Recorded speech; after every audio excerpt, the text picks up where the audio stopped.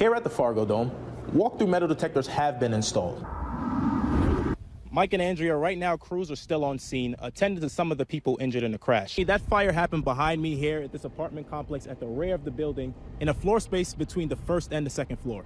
Principal Eric Bubna backed out of our on-camera interview, but he did say in a statement that it was reported that the three girls were hiding in the locker room after being directed to go to class. The mother of the child is said to be at a hospital in Fargo, and officials are awaiting the autopsy results of the child. Fire crews do plan to stay on scene as they continue to conduct this investigation.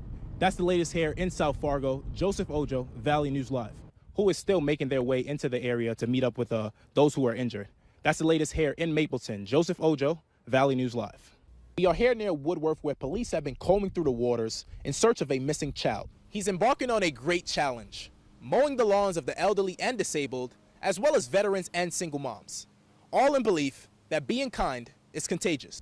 The scene is much quieter now after a man with active warrants attempted to evade police, barricading himself inside an apartment complex. Melanie, ever since that historic summit meeting not too long ago, Myers says she is grateful that everyone is safe and said that she knows that someone or something was watching over her and her team. Some neighbors believe the wife passed away either on her way or coming from her dialysis treatment. They also believe that her death may have been too much for the husband to handle, and that's why he shot himself. The American Legion says to have a DNA sample with an accountability lab on file so that you can identify the remains when they are returned. In studio tonight, Joseph Ojo, Valley News Live. This is Joseph Ojo again here with Valley News Live. Just standing outside, the crowds are obviously, leaving at the moment. But we did catch up with some people who actually weren't able to get in because, just everyone was there at line if you didn't get here early enough, maybe.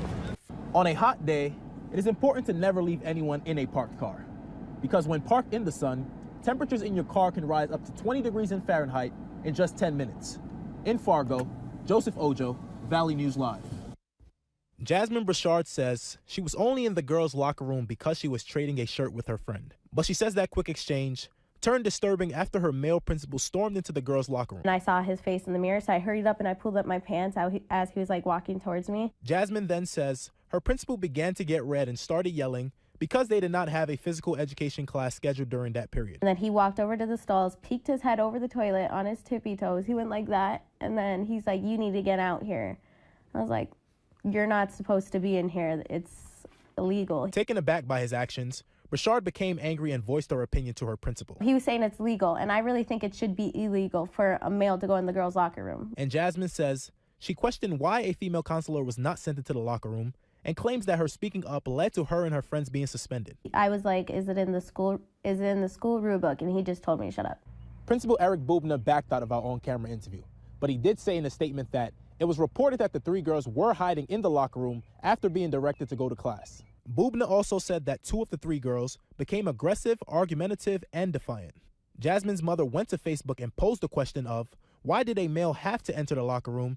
And in a response, Bubna said, when it is reported that students in his school may be skipping class, one of the authority figures, which are mostly male, will respond to the matter. He also says that before any school official enters a locker room, they will first make their presence known loudly by asking the children if anyone is inside. Now Jasmine and her mother are sharing their story so that they will not have to move out of the school district like several other parents have in the past to make their child feel safe. Me and my mom don't feel comfortable with me going back to school till Monday when she has the school board meeting with them. In Crookston, Joseph Ojo, Valley News Live.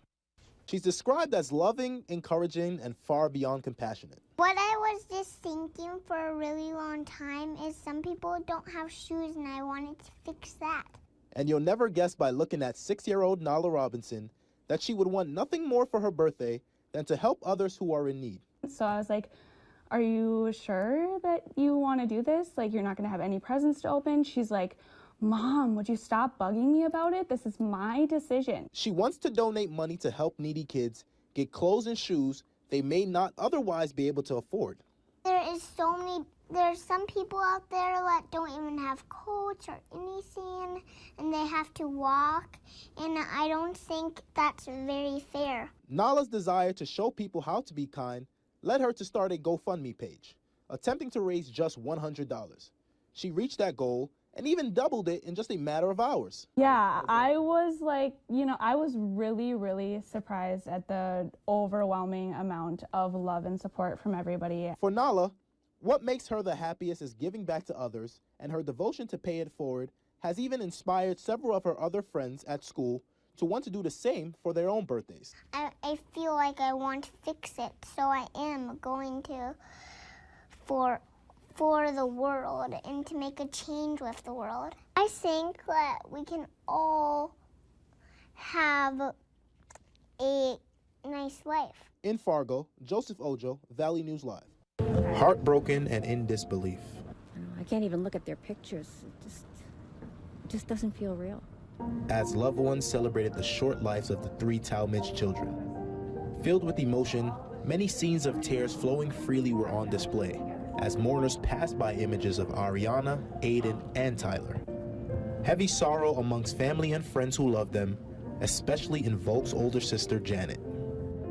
I talked to her the Monday night before, and she was her normal, sarcastic, dry-humored self. Janet says she heard about her family's horrific death on the news and said that she never saw any signs that her sister Astra could actually harm herself or her children.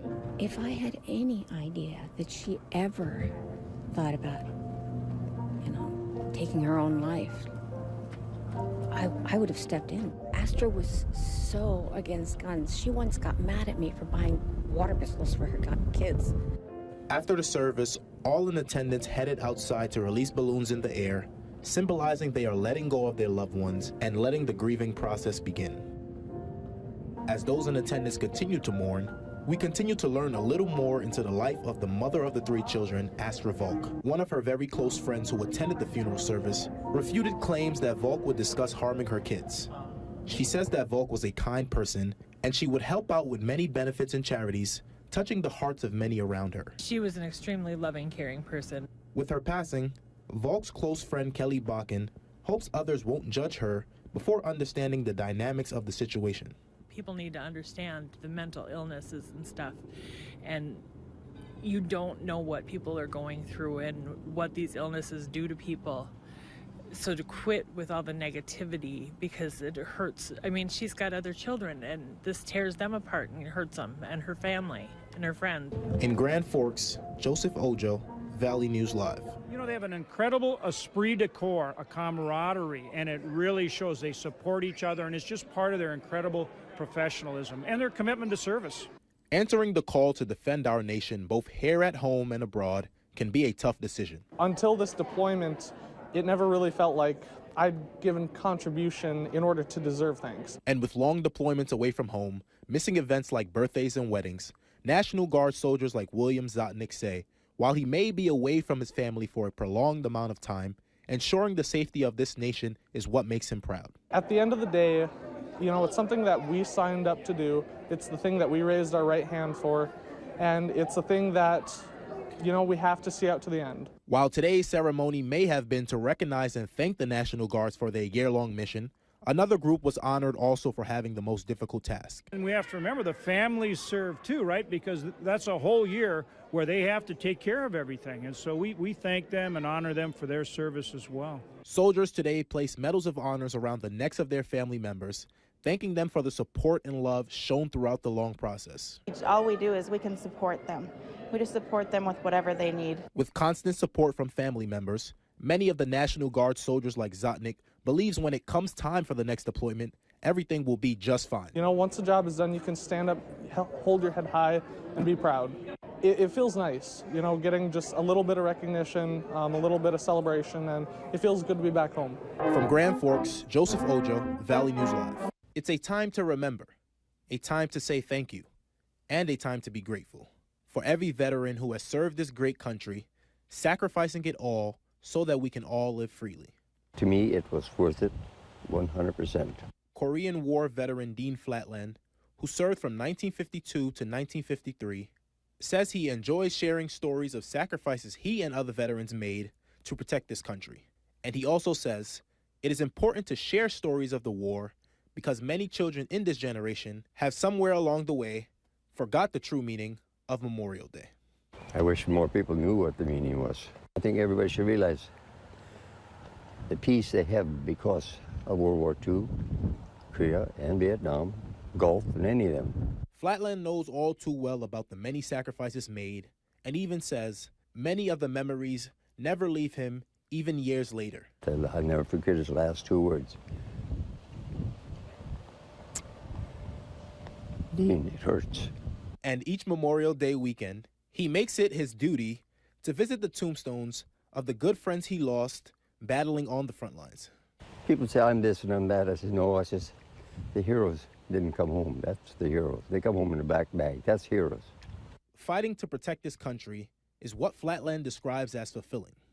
And when asked if he would do it again, he said yes, stating he will suit up again and never look back so all young men and women can have the freedom they deserve. In Fargo, Joseph Ojo, Valley News Live.